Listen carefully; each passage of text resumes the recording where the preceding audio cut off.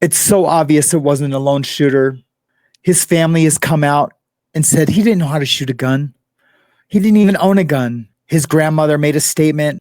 And I'm just going to read through this. Tyler Robinson's grandma reveals her theory why he's innocent and FBI has wrong man.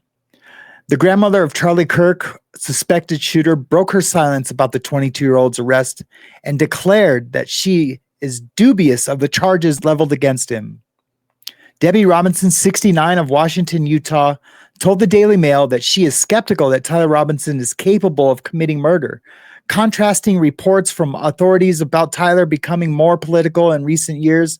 She described her grandson as a shy young man who never discussed politics.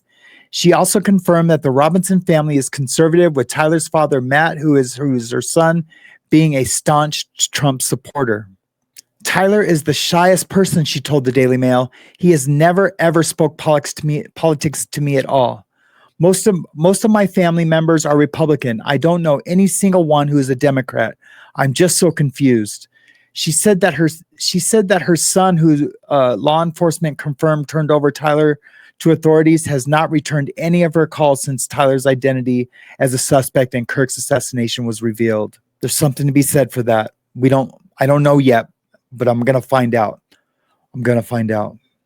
The grandmother was under the impression that Tyler had no experience shooting guns, though there is photographic evidence of him holding an M2 Browning 50 caliber machine gun on Facebook, that he never shot that. It was just to pose for his dad. I don't think he ever shot a gun, to tell you the truth, she told the Daily Mail. He doesn't hunt. He's never liked anything like that. I know he doesn't own any guns. There's just no way he could have been that good of a shot. And there's his grandmother right there. The grandmother said she is unaware of any mental health struggles that Tyler could have, and is skeptical that he is capable of violence. He's a wonderful child, she said. There is no way that he could have done anything like that. I recrossed my heart and promised that there was absolutely no way. He has never, ever gotten into any trouble in his life. He's just a very shy, good kid.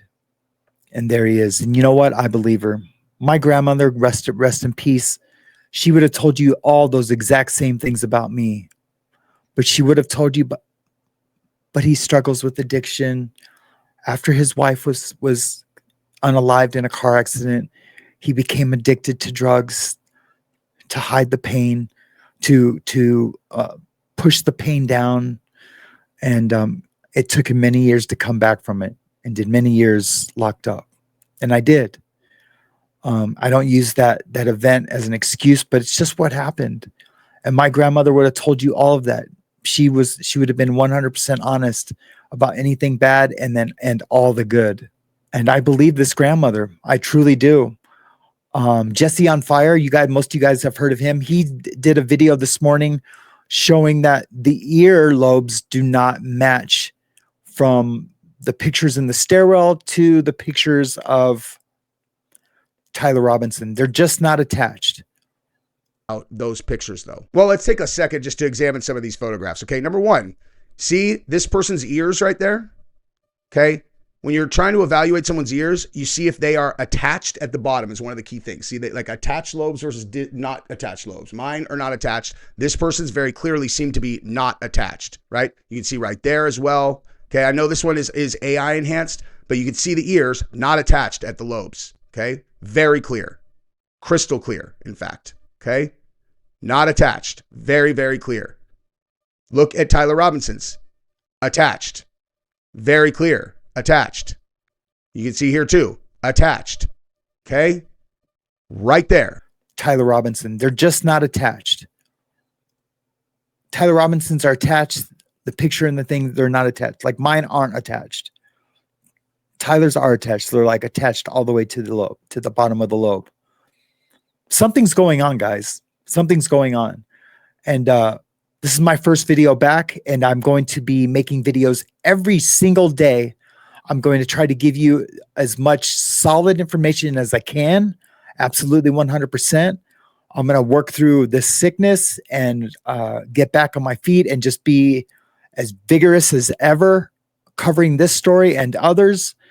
You know what I want to talk to you about? Hey guys, it's Sam. Sorry to interrupt the show, but hey, can you hit that like button down below? It's absolutely free and it really, really helps the algorithm. But it's their verdict.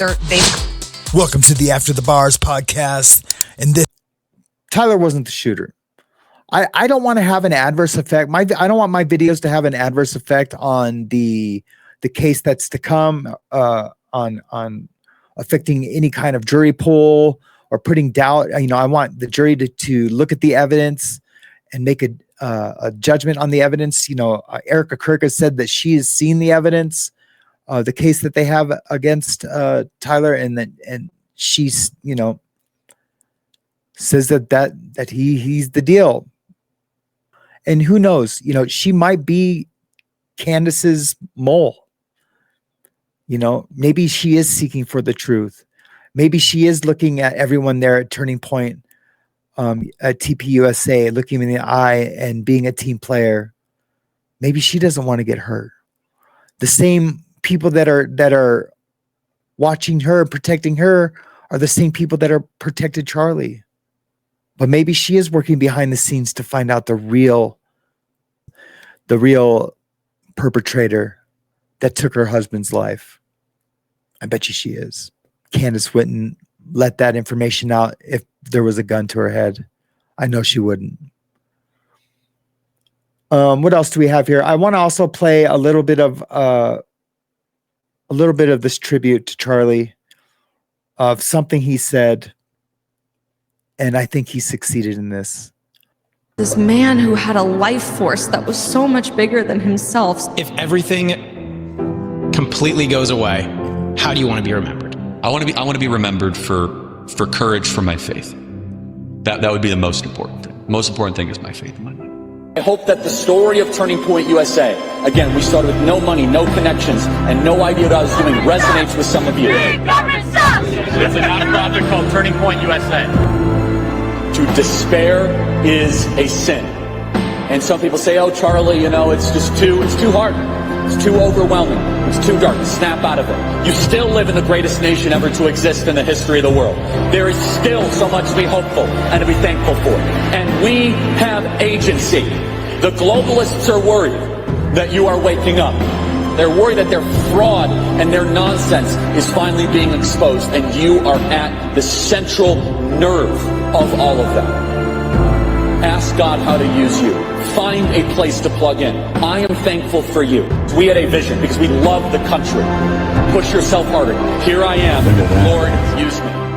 You guys might remember a year ago, I gave the whole speech of here I am, Lord, send me. And it was kind of this joke that we had as soon as I gave that message. I remember him getting off stage and I say, honey, do you realize what you just did? He's like, yeah, I just, and I was like, no. You said, here I am. That is a very powerful statement. It sure is. And God will use you however he sees fit. He will take you home to him. Jesus will take you home to use you to expose corruption, to expose everything that's wrong with this country, to everything that's wrong in Israel. He did it all through the Old Testament. And I truly believe in my heart of hearts that he's doing it now. Thanks, guys, for coming out. Thanks for checking out my show. I loved Charlie Kirk. I'm a Christian. I haven't missed a Sunday in I don't know how long. But he got me back into my Bible. He got me back into believing that there are good men out there, good women out there. I think there's a lot of good men on YouTube that are looking into this. Yeah, maybe some for clicks and views, but they're getting the truth out. Be sure to check out any of my other videos on the Charlie Kirk story. I will make a playlist tonight, and I will get these all situated for you guys. Thank you so much. Remember, be kind to each other.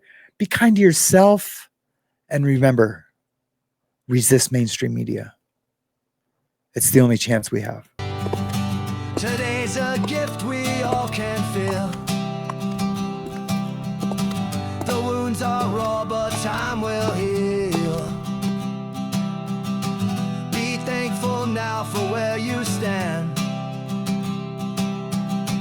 and hold the world in grateful hands. After the bars, we're rising strong.